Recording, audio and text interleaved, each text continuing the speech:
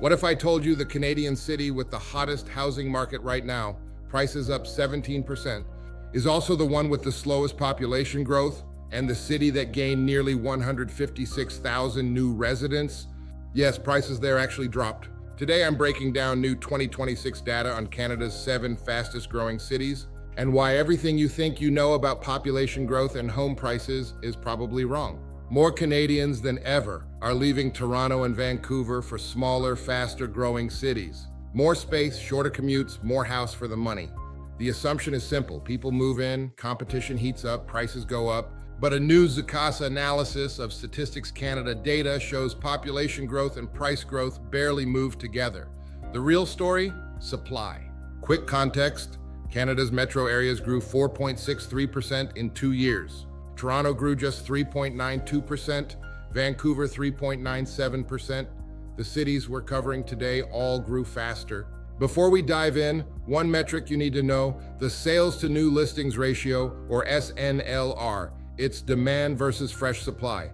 Under 40%, buyer's market, lots of choice, room to negotiate. 40 to 60%, balanced. Over 60%, seller's market, sellers hold the cards. Keep that in mind because it explains everything you're about to see. Every seller's market in this data set is in Alberta or Saskatchewan. Start with Lethbridge, the tightest market in the entire study. In June alone, 232 new listings, 188 sales. That's an 81% SNLR, and prices are up 17.1%. Here's the twist. Lethbridge had the slowest population growth of the 7 cities, just 6.12%. So why are prices exploding? Because almost nothing is being built. Lethbridge had just 620 housing starts in 2025, barely 3.7% more than the year before. That's a textbook housing shortage. Even modest demand overwhelms supply. Regina and Saskatoon follow the same pattern.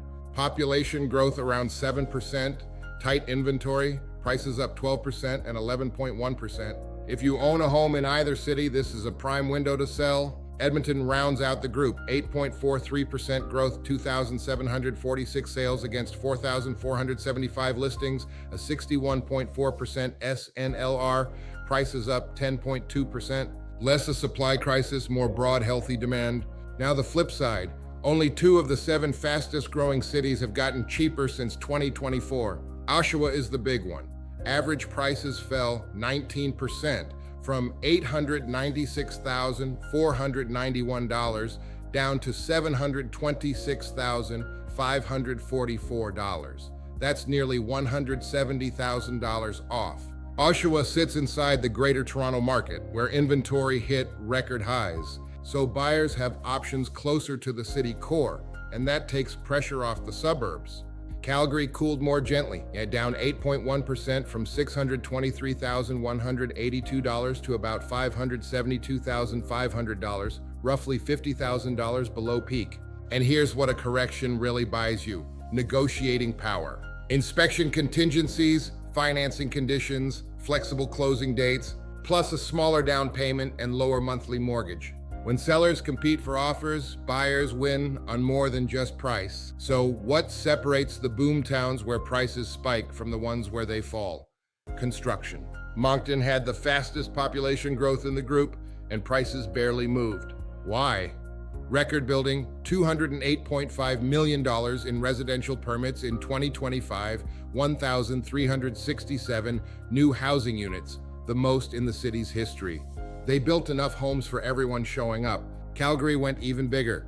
$7.4 billion in permits, 27,684 housing starts, up 13.6% in 1 year, led by apartments and missing middle housing like townhomes.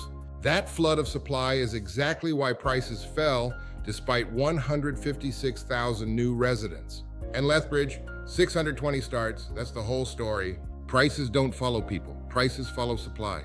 So here's the bottom line: don't judge a housing market by its population growth. A city can boom and stay affordable if builders keep pace, and a slow growth city can overheat if they don't. Before you buy or sell anywhere, check 2 things: the sales to new listings ratio and the construction pipeline.